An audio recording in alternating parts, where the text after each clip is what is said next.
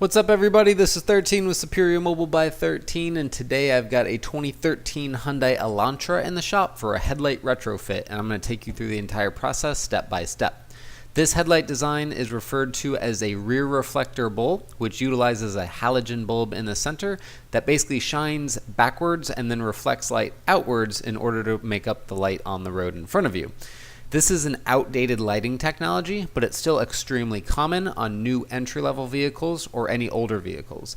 Simply replacing the bulb with a brighter HID bulb will not yield quality-controlled results, since this style of housing is simply not designed for that style of bulb, and you cannot mix-match technologies.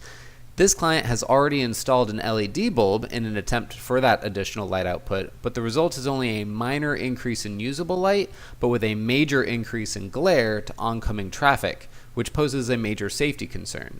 And that's what we're here to address today. So now you can see I've removed the headlights from the vehicle and have taken them apart in order to perform the retrofit service. You may have noticed earlier that the outer lens had a substantial amount of cracking and chipping, and the headlight housing itself is also quite old and brittle, so I'm having to be extremely careful with this one, and we'll need to repair all of the locations, like you see here, where the plastic breaks with plastic weld.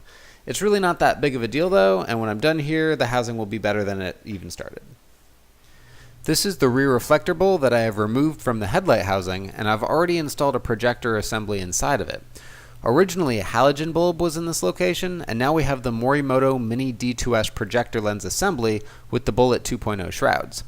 The client requested that the lens be etched with my signature ByThirteen for a bit of a custom flair and also some free advertising for me, so that was much appreciated. These plastic pieces are called shrouds, and they are trimmed to fit each housing individually, and there are many different styles available and are chosen purely based on cosmetics. Now that they're in place, we can legally and safely run brighter HID bulbs in the vehicle with no risk of creating glare for oncoming traffic. Now I'm at the first phase of test fitment, where I temporarily install the housings on the vehicle to check for rotational alignment of the beam pattern, as well as an approximate height of the output. When I'm shipping completed headlight builds all over the country, I don't have the luxury of having the client's vehicle present for this step, so I just do the best that I can, but it is possible sometimes that some minor fine-tuning may be required on their end. Now you can see on this output pattern it's perfectly level and about the right height, so this one passes inspection with no change. The passenger side was just slightly out of level, so I adjusted it and then I tested it again and confirmed that it was correct. So these two are both now good to go.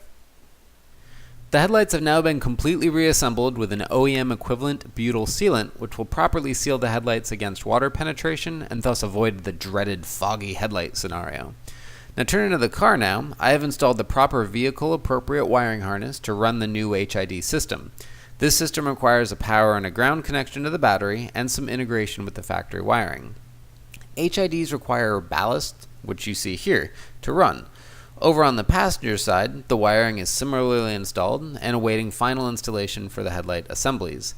These are called igniters, and they are another critical component to the HID kit, which go between the ballast and the bulbs. So the headlights are installed on the car now and wired in correctly, and everything is all done and looking so fresh and so clean.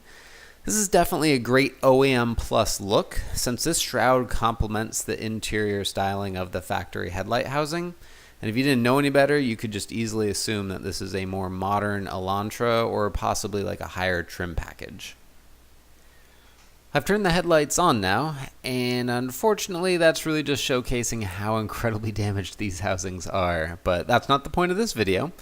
Try and look past the cracked plastic and admire the beauty of this bright, crisp, white output and that super cool ByThirteen lens etching that's in there. Because these are really cool headlights, I will admit.